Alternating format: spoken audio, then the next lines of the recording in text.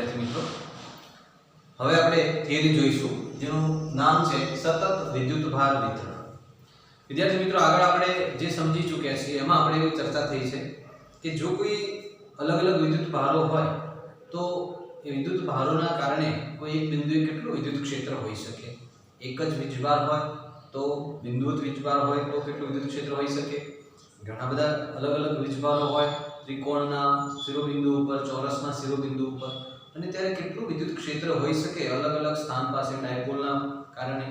તો આ બધી ચર્ચા આપણે કરી। એમાં જે વીજભારો હતા એ અલગ અલગ વિદ્યુત ભારો હતા, અલગ અલગ વિદ્યુત ભારનું તંત્ર હતું। પરંતુ વિદ્યાર્થી મિત્રો, ઘણીવાર સતત વિદ્યુતભાર વિતરણ સાથે કામ કરવાની જરૂર પડે છે।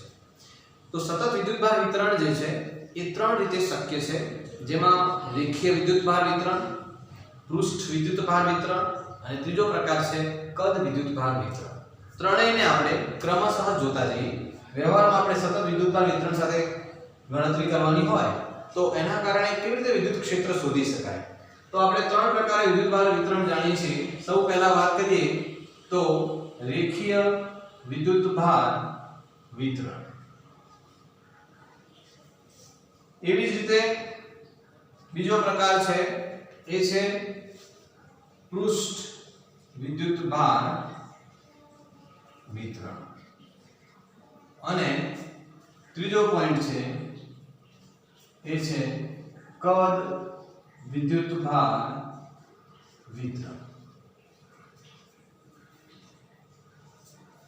ત્રણેયમાં એક કોમન સમજૂતી છે, એટલે આપણે ત્રણેયને એક સાથે સમજીએ એવો પ્રયત્ન કરીશું। રેખીય વિદ્યુતભાર વિતરણ, પૃષ્ઠ વિદ્યુતભાર વિતરણ અને કદ વિદ્યુતભાર વિતરણ। રેખીય વિદ્યુતભાર વિતરણની વાત કરીએ તો તાર છે, કોઈ સળિયો છે જેના ઉપર સતત વિદ્યુતભાર પથરાયેલો હોય, અને એ વિદ્યુતભારને કારણે કોઈ એક સ્થાને આપણે વિદ્યુત ક્ષેત્ર ગણવું હોય તો કેવી રીતે ગણી શકાય એની પણ આપણે અહીંયા ચર્ચા કરીશું। માની લો કે એક આ તાર છે જેના ઉપર સતત રીતે વિદ્યુતભાર પથરાયેલો છે। પૃષ્ઠ વિદ્યુતભાર વિતરણની વાત કરીએ તો પૃષ્ઠ વિદ્યુતભારનો મતલબ થાય સપાટી ઉપર વીજભાર પથરાયેલો હોય। કોઈ પૃષ્ઠ છે, કોઈ સમતલ સપાટી છે, અને જો વીજભારિત હોય તો એનું વિદ્યુત ક્ષેત્ર અથવા એના વડે ઉદ્ભવતું વિદ્યુત ક્ષેત્ર કેવી રીતે શોધી શકાય, તો એમાં પણ આપણે શું કરતા હોઈએ છીએ કે સમગ્ર સપાટી જે છે એ વીજભારિત છે, ત્યારે એના કારણે સમગ્ર સપાટીના વીજભારના કારણે કોઈ એક બિંદુ પાસે વિદ્યુત ક્ષેત્ર કેટલું હોઈ શકે એની આપણે ગણતરી કરતા હોઈએ છીએ। સમજવા માટે હું વીજભાર, ધન વીજભાર છે સપાટી પર એવું બતાવી રહ્યો છું। ધન પણ હોઈ શકે, ઋણ પણ હોઈ શકે। અહીંયા વીજભારો છૂટા છૂટા દેખાય છે એનો મતલબ એ નથી કે અહીંયા અલગ અલગ વિદ્યુતભાર ફેલાયેલો છે। અહીંયા વિદ્યુતભાર સતત રીતે ફેલાયેલો છે। નમૂના રીતે આકૃતિ દર્શાવવા માટે આ રીતે આપણે દર્શાવ્યો છે ધન વીજભાર, બાકી રિયલમાં વિદ્યુતભાર જેમ કોઈ એક બિંદુનું બીજા બિંદુ સાથે સતત જોડાણ હોય અને એક રેખા દોરતા હોઈએ એવી જ રીતે સતત રીતે વિદ્યુતભાર વહેંચાયેલો છે। તો આ પૃષ્ઠ ઉપર વીજભાર પથરાયેલો છે, એ રીતે માનો કે કોઈ કદ છે અને એ વીજભારિત છે, ત્યારે સમગ્ર કદ ઉપર વિદ્યુતભાર પથરાયેલો હોય અને એ સમગ્ર કદ વીજભારિત હોય તો એમાં કદ વિદ્યુતભાર વિતરણ છે એમ આપણે કહી શકીએ। અને આ રીતે વિદ્યાર્થી મિત્રો સતત રીતે વિદ્યુતભાર પથરાયેલો છે એમ આપણે વિચારી શકીએ। સમજવા માટે આપણે એક વિદ્યુતભાર દર્શાવવાનો પ્રયત્ન કર્યો છે। હવે આપણો મુદ્દો એ છે કે આવું વિદ્યુતભાર વિતરણ હોય અને એના કારણે એનાથી દૂર કોઈ બિંદુ, માનો કે P છે, માનો કે બિંદુ P છે, ત્યાં આગળ મારે વિદ્યુત ક્ષેત્ર ગણવું હોય તો કેવી રીતે ગણી શકાય, તો ત્રણેયમાં ગણવાની મેથડ કોમન છે, સેમ। શું કરવામાં આવે યાદ રાખજો શબ્દશઃ કે જ્યારે સતત વીજભાર વિતરણ આપવામાં આવે, ચાહે રેખીય વીજભાર વિતરણ હોય, પૃષ્ઠ વીજભાર વિતરણ હોય કે કદ વીજભાર વિતરણ હોય, તો આપેલા વીજભાર વિતરણમાં એને સૂક્ષ્મ ખંડોમાં વહેંચવામાં આવે અને પ્રત્યેક સૂક્ષ્મ ખંડ સાથે સંકળાતો વિદ્યુતભાર શોધવામાં આવે। એ વિદ્યુતભારને કારણે આપેલ બિંદુએ કેટલું વિદ્યુત ક્ષેત્ર હોય એ આપણે પેલા જેમ બિંદુવત વીજભારનું વિદ્યુત ક્ષેત્ર શોધતા એમ શોધી શકાય। અને પછી શું કરતા હોઈએ છીએ તો આવા જેટલા પણ સૂક્ષ્મ ખંડો છે એ તમામ સૂક્ષ્મ ખંડોના કારણે આપેલ બિંદુએ વિદ્યુત ક્ષેત્ર શોધીશું અને બધાનો સરવાળો કરીશું તો આ સમગ્ર તંત્રના કારણે આપેલ બિંદુએ વિદ્યુત ક્ષેત્ર આપણને મળશે. શું કરવામાં આવે છે? ફરીથી ટૂંકમાં સમજાવતો જાઉં કે આપેલા તારને નાના નાના સૂક્ષ્મ ખંડોમાં વિભાજિત કરવામાં આવે. પૃષ્ઠ હોય તો નાના નાના પૃષ્ઠ ખંડોમાં આપેલ સપાટીને વિભાજિત કરવામાં આવે છે. આમ પ્રત્યેક પૃષ્ઠખંડ જે છે એ એક નાનો સૂક્ષ્મ વીજભારિત ઘટક છે એવું આપણે કહેતા હોઈએ છીએ. તો આપેલ સપાટીને નાના નાના સૂક્ષ્મ ખંડોમાં વહેંચવામાં આવે. એ રીતે કદની વાત કરીએ તો આપેલ કદને નાના નાના સૂક્ષ્મ કદ ખંડોમાં વિભાજિત કરવામાં આવે છે. તો આ એક સમજવા માટે નમૂનારૂપ આકૃતિ દોરી છે, જોઈ શકશો. અને આવા તમામ સૂક્ષ્મ ખંડોના કારણે આપેલ બિંદુએ આપણે વિદ્યુત ક્ષેત્ર શોધતા હોઈએ. તમામ સૂક્ષ્મ ખંડોના કારણે આપેલ બિંદુએ વિદ્યુત ક્ષેત્ર શોધતા હોઈએ. તમામ સૂક્ષ્મ ખંડોના કારણે આપેલ બિંદુએ વિદ્યુત ક્ષેત્ર શોધતા હોઈએ અને પછી શું કરીએ છીએ તો એ વિદ્યુત ક્ષેત્રોનો સરવાળો કરીને કુલ ક્ષેત્ર મેળવી શકાય. એ ગણવા માટે આપણે એક ચોક્કસ વ્યાખ્યાઓ જોવી પડશે, જેમાં સૌથી પહેલા આમાં એક વાત કરીએ તો રેખીય વિદ્યુતભાર ઘનતાની વાત કરીએ.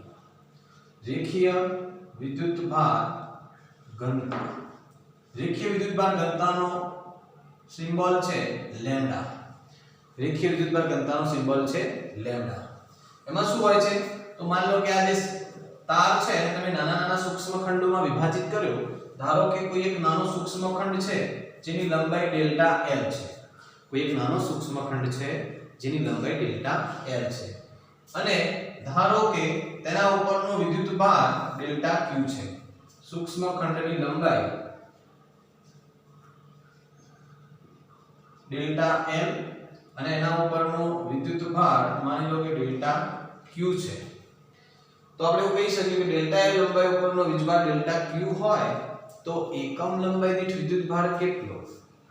જો ડેલ્ટા L લંબાઈ પર કેટલો વિદ્યુતભાર છે ડેલ્ટા Q, તો એકમ લંબાઈ દીઠ વિદ્યુતભાર કેટલો થાય? તો આપણે કહી શકીએ ડેલ્ટા Q ડેલ્ટા L, અને જેને આપણે કહીએ છીએ રેખીય વિદ્યુતભાર ઘનતા. જેને આપણે શું કહીએ છીએ? રેખીય વિદ્યુતભાર ઘનતા, જેની સંજ્ઞા છે લેમ્ડા, જેને આપણે રેખીય વિદ્યુતભાર ઘનતા કહીએ છીએ. એનો એકમ તમે વિચારશો અને ટેમ્પરેચર આપણે થોડીક વાર કાઢીશું, પછી જરૂર પડે ત્યારે ઉપયોગમાં લઈએ ને. એનો એકમ જોઈએ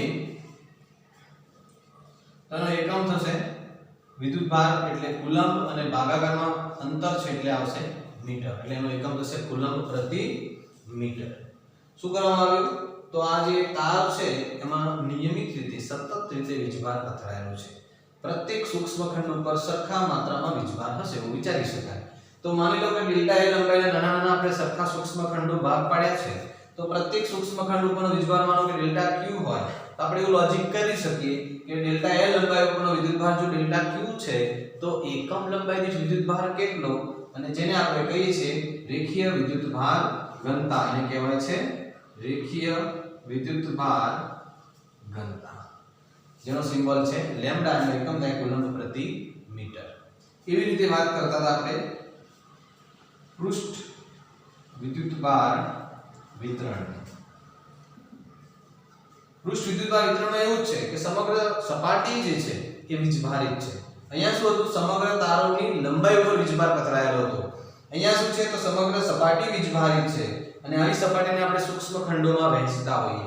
માની લો કે પ્રત્યેક સૂક્ષ્મ ખંડ છે, પ્રત્યેક સૂક્ષ્મ ખંડ જે છે એની લંબાઈ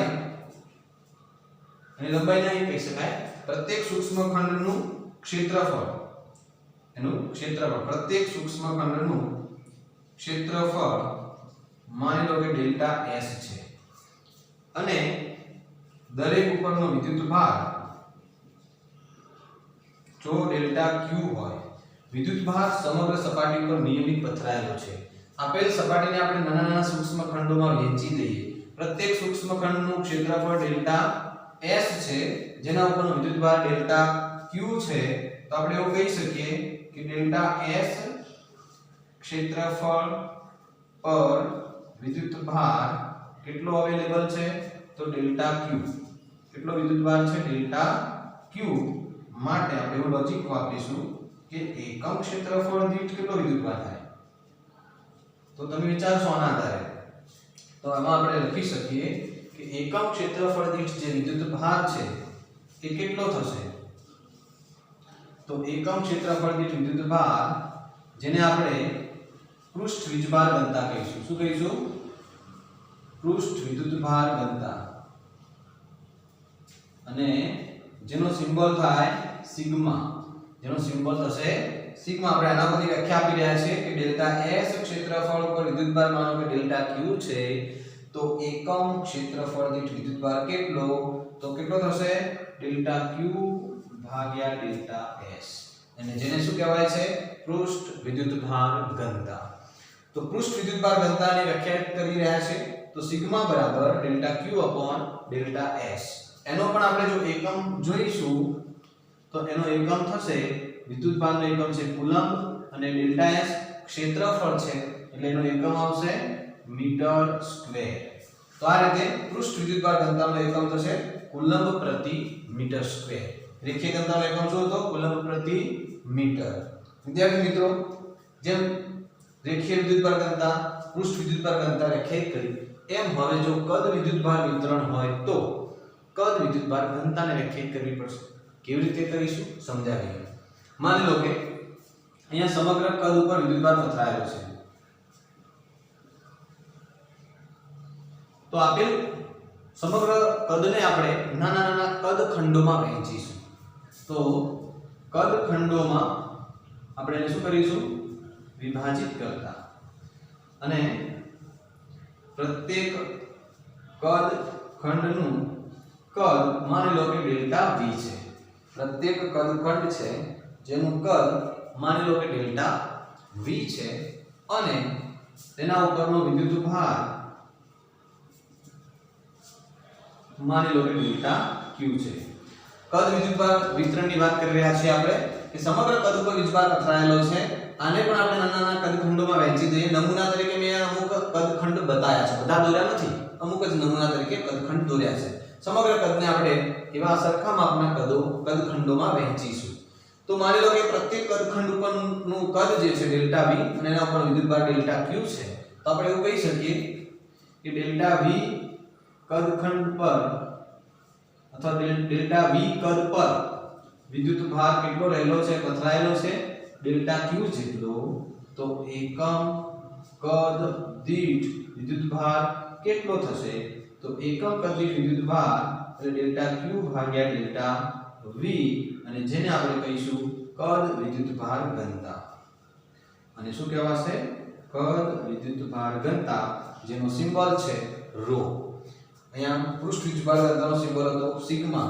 અને રેખીય વિદ્યુતભાર ઘનતાનો સિમ્બોલ હતો લેમ્ડા વિદ્યુતભાર ભાગ્યા કદ એટલે એનો એકમ શું થશે તો જો તમે એનો એકમ વિચારશો તો એનો એકમ થશે કુલમ્બ પ્રતિ મીટર ક્યુબ એનો એકમ શું થશે કુલમ્બ પ્રતિ મીટર ક્યુબ તો વિદ્યાર્થી મિત્રો આમ ત્રણ રીતે વિદ્યુતભાર વિતરણ પોસિબલ છે રેખીય વિદ્યુતભાર વિતરણ પૃષ્ઠ વિદ્યુતભાર વિતરણ અને કદ વિદ્યુતભાર વિતરણ ત્રણેયમાં વિદ્યુતભાર વિતરણની આપણે એની રેખીય ઘનતા પૃષ્ઠ ઘનતા અને કદ ઘનતાને વ્યાખ્યાયિત કરતા હોઈએ છીએ હવે આપણો પ્રશ્ન એ હતો કે જો આવું વિદ્યુતભાર વિતરણ હોય તો એના વડે આપેલ બિંદુએ વિદ્યુત ક્ષેત્ર કેવી રીતે શોધી શકાય તો એના વડે જો આપેલ બિંદુએ વિદ્યુત ક્ષેત્ર શોધવું હોય તો આપણે શું કરતા હોઈએ છીએ સિમ્પલ લોજિક છે જે ત્રણેયમાં કોમન છે તો આપેલ વિસ્તારને લંબાઈને કે કદને આપણે સૂક્ષ્મ ખંડમાં વહેંચીશું એ સૂક્ષ્મ ખંડ ઉપરનો વીજભાર નક્કી કરીશું કોના આધારે એની ઘનતાને આધારે વીજભાર ઘનતાને આધારે રેખીય વીજભાર ઘનતા હોય ચાહે પૃષ્ઠ વીજભાર ઘનતા હોય ચાહે કદ વીજભાર ઘનતા હોય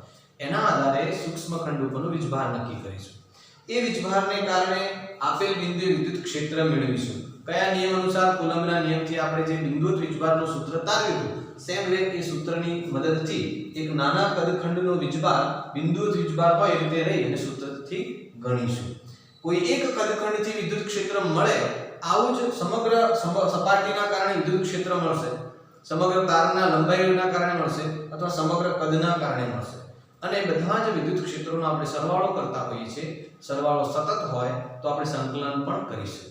કેવી રીતે ગણાય છે? નમૂના રૂપ આપણે એક જ થિયરી જોઈશું કદ વીજભાર વિતરણની, અને એવી જ સેમ થિયરી રેખીય વીજભાર ઘનતા અને પૃષ્ઠ વીજભાર ઘનતાને આધારે મેળવી શકાય. તો હાલ અત્યારે આપણે કદ વીજભાર ઘનતાની વાત કરીએ. થિયરી આપણી કન્ટિન્યુઅસ જ છે, ચર્ચા ચાલુ છે. હાલ આપણે તો આની આગળ ચર્ચા કરી રહ્યા છીએ કે કેવી રીતે ગણી શકાય.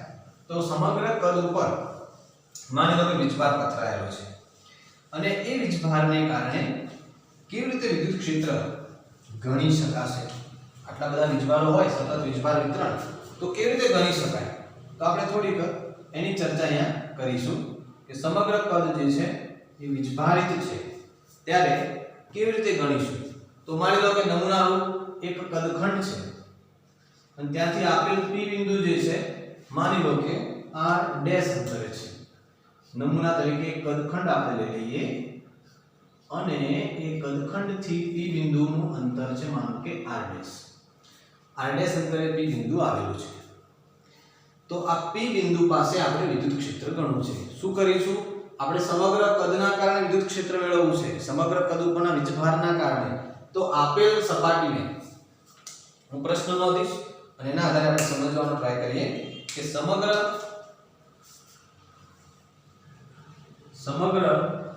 કદ પરના વિદ્યુત ભારને કારણે P પાસે વિદ્યુત ક્ષેત્ર E આપણે મેળવવું છે. કેટલું થશે તે ગણવા માટે આપણે શું કરીશું? આપેલ કદને સૂક્ષ્મ કદખંડોમાં આપણે શું કરતા હોઈએ છીએ? વિભાજિત કરીશું. માની લો કે પ્રત્યેક સૂક્ષ્મ ખંડ જે છે એનું કદ ડેલ્ટા V છે. પ્રત્યેક કદખંડનું કદ ડેલ્ટા V છે અને આપણે જે નોંધ્યું છે એની જ વાત શોર્ટમાં રિપીટ કરી રહ્યો છું. દરેક કદખંડ પર વિદ્યુત ભાર સરખી પ્રમાણમાં હશે એટલે જેને આપણે કહીએ ડેલ્ટા Q છે, જેની આપણે કદ વિદ્યુત ભાર ઘનતા rho કીધું છે, જે કેટલી હશે તો ડેલ્ટા Q ડેલ્ટા V. તો હવે આપણે શું કરીશું? તો કોઈ એક સૂક્ષ્મ ખંડના કારણે P બિંદુએ વિદ્યુત ક્ષેત્ર મેળવીએ અને આવી જ રીતે આવા જેટલા પણ સૂક્ષ્મ કદખંડો છે બધાનું વિદ્યુત ક્ષેત્ર P બિંદુએ મળશે. તો P બિંદુએ કુલ વિદ્યુત ક્ષેત્ર કેટલું થાય? તમામ કદખંડોના વિદ્યુત ક્ષેત્રોના સરવાળા જેટલું. સરવાળો સદિશ છે અને એ સરવાળો કરવાથી આપણે કુલ વિદ્યુત ક્ષેત્ર મેળવી શકીએ. જોઈશું કેવી રીતે ગણાશે. માની લો કે આપણે એક કદખંડની વાત કરીએ તો કદખંડ ઉપરનો વિદ્યુત ભાર ડેલ્ટા Q બરાબર કેટલો થશે? તો rho છે એની વીજભાર ઘનતા આપણે કહી શકીએ કે એકમ કદ દીઠ વિદ્યુત ભાર rho છે તો ડેલ્ટા V કદ ઉપરનો વીજભાર કેટલો થાય? તો ડેલ્ટા Q બરાબર rho ડેલ્ટા V. પ્રત્યેક કદખંડ ઉપરનો વીજભાર કેટલો થશે? rho delta V. કેવી રીતે લાયા? કદાચ ટૂંકમાં લખી શકાય કે એકમ કદ દીઠ વિદ્યુત ભાર rho હોય તો ડેલ્ટા V કદ ઉપરનો વીજભાર કેટલો થાય? તો rho ડેલ્ટા V. આપણે એવું લખી શકીએ. તો આને આધારે આપણે વિચારી રહ્યા છે. હવે શું કરીશું? તો આ ડેલ્ટા Q છે, આના ઉપરનો વીજભાર કેટલો છે? Delta Q. તો ડેલ્ટા Q ના કારણે r ડેશ અંતરે P બિંદુએ વિદ્યુત ક્ષેત્ર ડેલ્ટા Q ને કારણે r ડેશ અંતરે P બિંદુએ વિદ્યુત ક્ષેત્ર કેટલું થશે? તો બિંદુવત વિદ્યુત ભારોના વિદ્યુત ક્ષેત્રના સૂત્ર મુજબ આપણે જો વિચારીએ તો આપણે લખતા હતા kq/r². એમ અહીંયા લખાશે k એટલે 1/4πε0 પછી k q ની જગ્યાએ લખાશે અહીંયા ડેલ્ટા q r ડેશ નો સ્ક્વેર અને એનો એકમ સદિશ આવશે r ડેશ કેરેટ, કારણ કે વિદ્યુત ક્ષેત્ર સદિશ રાશિ છે. તો કોઈ એક કદખંડના કારણે વિદ્યુત ક્ષેત્ર જો મેળવીએ તો ડેલ્ટા E બરાબર આપણે લખી શકીએ 1/4πε0 ડેલ્ટા q r ડેશ નો સ્ક્વેર r ડેશ કેરેટ. તો વિદ્યાર્થી મિત્રો આ એક જ કદખંડના કારણે મળ્યું છે. આવી જ રીતે સમગ્ર સપાટીના તમામ કદખંડો માટે સેમ સૂત્ર મળશે. સમગ્ર સપાટીના તમામ આખી સપાટી લેવાની, આખા કદની વાત કરી રહ્યા છે. તો આ રીતે મળતું કુલ વિદ્યુત ક્ષેત્ર કેવી રીતે થશે? તો આમ જેમ એક કદખંડ માટે મેળવ્યું છે એવું દરેક કદખંડ માટે મળશે. મેળવવાની જરૂર નથી, આપણે એક મેળવ્યું એટલે બધું આવી ગયું. તો આવી રીતે દરેક કદખંડના કારણે આ જ રીતે દરેક કદખંડ માટે વિદ્યુત ક્ષેત્ર મળશે. તો કુલ વિદ્યુત ક્ષેત્ર P પાસે કુલ વિદ્યુત ક્ષેત્ર કેટલું થશે? તો દરેક કદખંડોના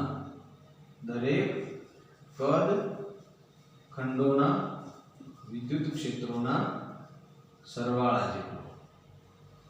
અને આપણે લખીએ તો E બરાબર બધા માટે આમ ડેલ્ટા E આમ લખીએ તો જેટલા પણ કદખંડો છે એ તમામ વિદ્યુત ક્ષેત્રોનો શું થશે? સરવાળો. કેવી રીતે લખાશે? તો 1/4πε0 ડેલ્ટા Q. અચ્છા, ડેલ્ટા Q બરાબર કેટલા લેવાના છે? તો ρ ડેલ્ટા V. તો એની અંદર મૂકી દઈએ તો 1/4πε0 ડેલ્ટા Q ની જગ્યાએ ρ delta V upon r dash નો સ્ક્વેર અને r dash કેરેટ. તો ડેલ્ટા E બરાબર આ એક જ કદખંડનું વિદ્યુત ક્ષેત્ર છે. તો સમગ્ર કદખંડોના કારણે કુલ વિદ્યુત ક્ષેત્ર કેટલું થશે? તો આવા બધા જ ડેલ્ટા E ના સરવાળા જેટલું. બધા માટે આપણે આ રીતે સૂત્ર લખી શકીએ છીએ 1/4πε0 ρ delta V upon r dash નો સ્ક્વેર r dash કેરેટ. એવી જ રીતે 1/4πε0 ρ delta V upon r dash નો સ્ક્વેર r dash કેરેટ. આમ સતત લખી શકાય. જેટલા પણ વીજભારો છે બધા માટે આવું લખી શકીએ.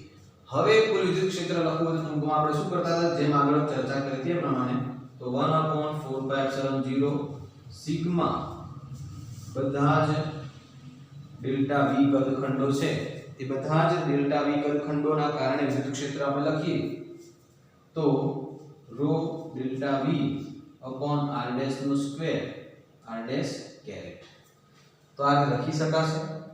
અને આમ આપણે સમગ્ર કદના કારણે કુલ કેટલું વિદ્યુત ક્ષેત્ર છે એવું ગણી શકીએ છીએ. વિદ્યાર્થી મિત્રો, આ જ રીતે આપણે માની લો કે આ સરવાળો સતત હોય. આપણે એવું માનીએ છીએ કે આ સતત સરવાળો છે, પણ જો સતત સરવાળો હોય તો આગળ એક સ્ટેપ આપણે વધીએ તો સંકલનની રીત આવે છે. એમાં એવું કહી શકાય કે સરવાળો કેવો છે? અહીંયા સરવાળો સતત છે માટે આપણે એનું સંકલન પણ કરતા હોઈએ છીએ. હાલ જરૂરત છે નહીં, પણ નોંધવા ખાતર આપણે નોંધી લઈએ તો ρ ડેલ્ટા V r dash નો સ્ક્વેર r dash કેરેટ.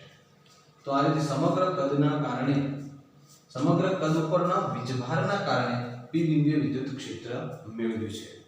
વિદ્યાર્થી મિત્રો, આમ જેમ કદની વાત કરી છે એવી જ રીતે આપણે પૃષ્ઠ વીજભાર વિતરણ હોય તો પણ સેમ મેથડ એક સૂક્ષ્મ ખંડનું વીજભાર એનું વિદ્યુત ક્ષેત્ર આમ બધા માટે ગણીને કુલ સરવાળો કરીને મેળવી શકાય. એવું રેખીય તાર વીજભાર વિતરણ હોય તો એમાં બધા સૂક્ષ્મ ખંડોનો વીજભાર, એની રેખીય ઘનતા, એના આધારે દરેક ખંડનો વીજભાર, એનું વિદ્યુત ક્ષેત્ર અને બધાના વિદ્યુત ક્ષેત્રનો સરવાળો કુલ વિદ્યુત ક્ષેત્ર મેળવી શકાય. તો આમ સતત વીજભાર વિતરણ હોય તો આપણે કેવી રીતે વિદ્યુત ક્ષેત્ર ગણી શકીએ એની એક ટૂંકમાં અહીંયા સમજૂતી આપણે આપી છે. અને એમાં શું એક શરતમાં કહી શકીએ કે જો ડેલ્ટા V ટેન્ડ્સ ટુ 0 હોવા જોઈએ. જો કદખંડ સૂક્ષ્મ હોય તો આપણે સરવાળો સતત છે એવું લઈ અને સંકલન કરતા હોઈએ છીએ. તો આટલે આપણે આ થિયરીને સ્ટોપ કરીશું.